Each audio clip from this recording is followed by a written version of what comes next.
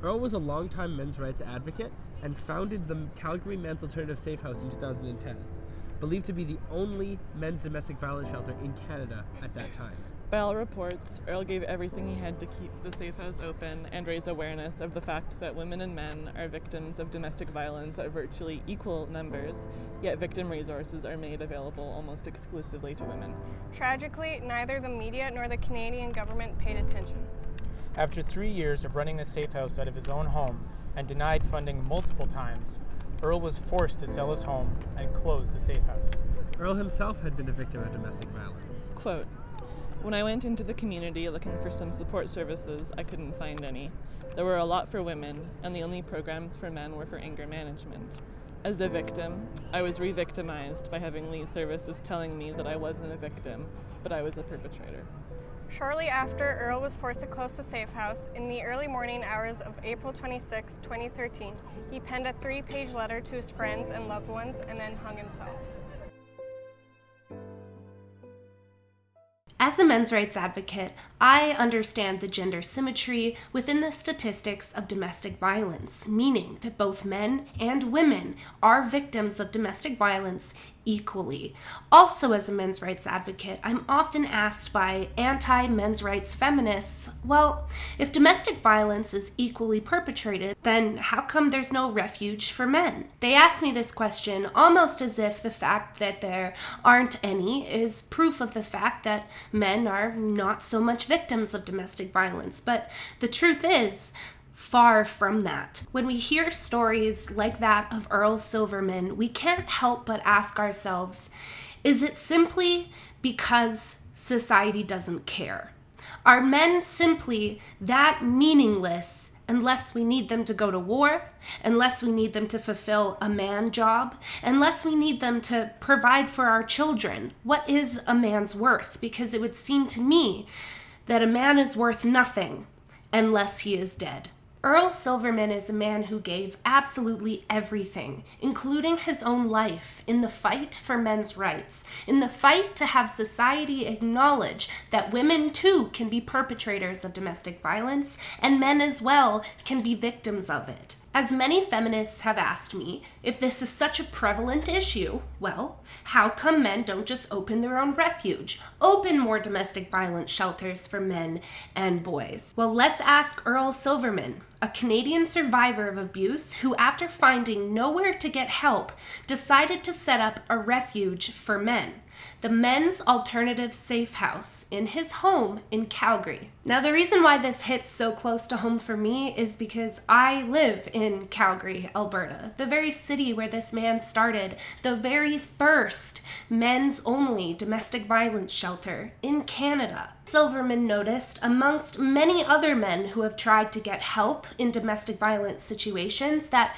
there is just simply no help. The shelters that he went to, the only services that they offered for men was anger management, which very heavily reminds me of a women's prison show that I was watching, where the women were taking domestic violence counseling because they had been in there for assaulting their men, and what they were being taught was how to pick better men. Earl explained that he was re-victimized by being told countless amount of times that he was the perpetrator, he couldn't have been a victim, and being continuously offered anger management. Earl, all by himself for years, ran his refuge, thereby saving many, many men from domestic situations, and I'm sure death, as many of us know that violent domestic situations can often lead to death. So here this man is. He is saving the men of our country. You would think that the government would be very quick to help fund something like that, considering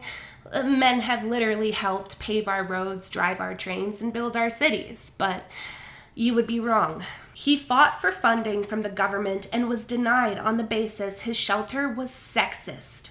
Civil and criminal suits all provided futile, and the government simply refused to hear his cause. It is sexist to have a men's only shelter. Is it sexist to have a men's only washroom?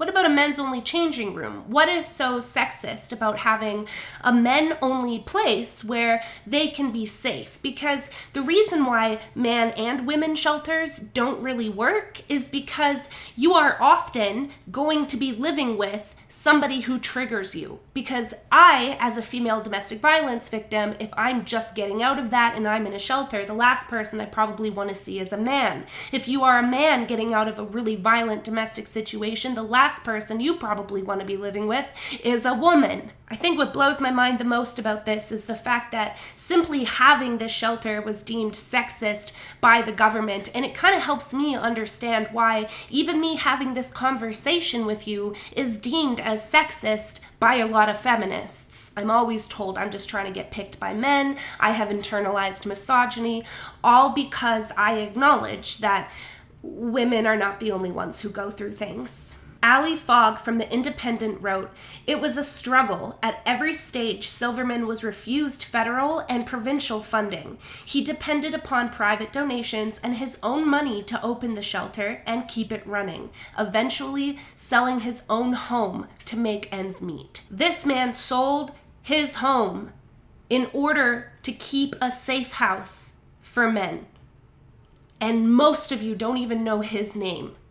That's changing today. Towards the end, before Earl lost absolutely everything, he was quoted to say, "If I don't have an influx of money in 4 to 6 months, it's closed." Soon, Earl lost everything. He couldn't afford to pay his bills. He couldn't afford to run his shelter. He couldn't afford to keep his home. And he couldn't afford to keep men safe. There's a saying that I constantly remind women, which is, buy men flowers, even a flower, because for most men, the first bouquet of flowers they will ever receive will be at their funeral. And it reminds me of this: the most recognition a man's good will ever have is when he's dead. Calgary man who opened first shelter for abused men commits suicide after being forced to sell refuge.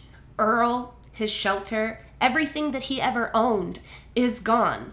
And in his suicide note, he is quoted to have blamed the Canadian government for not caring about male victims of abuse. He was quoted in the end of his suicide note to say, "Maybe my death will create a need." I feel like I just understood wholeheartedly that this man knew that he couldn't make the difference in his life, and so he gave up his life in hopes that his life, his story, and his death would encourage other people like you and me to talk about it, to do something about it, and question our government as to how they could allow something like this to happen. Because here we are, 10 years later, and there is still no shelters for men. They say that there's not enough need, there's not enough funding. There is enough need. Now fund it. 26% of men in British Columbia have died due to a result of domestic violence. Nationwide, 33% of domestic violence victims are men, and I'm sure that's not even counting in all the little boys that get their butts beat over their sisters simply because they're boys and they're tough enough and they need to man up. With those statistics, you don't see that as a need? I'm really confused about that. What's even more confusing and hurtful is that just the other week, members of parliament in our Canadian government were parading around their office wearing high heels in the name of ending domestic violence. Not violence towards women, just domestic violence. Because nothing more says you are not a man if you get hit by a woman than something like that. And men are watching. Boys are watching. Women want to talk about ending the war on misogyny. It's just not going to happen until we can understand and start to openly have the discussion of misandry, of the hatred towards men, the violence towards men, because men are oppressed. They are oppressed when they feel like the only way to make a change for men is by giving their life like Earl Silverman. Earl Silverman did not give his life for us to just sit here and, oh, doop-de-doo, do the bare minimum. Not for me to just make this video and wash my hands of it, and not for you to just watch this video and then wash your hands of this issue. We need to get angry about this. We need to get serious about this. We need to show our governments that violence against men is not okay, it is prevalent, it is encouraged, and it needs to stop. Men need help. That is the very first step, at least. Rest in peace, Earl Silverman. I'm not going to let you down. Thank you. Oh, baby, know it be okay. It don't gotta be so. Oh, baby, know it be okay.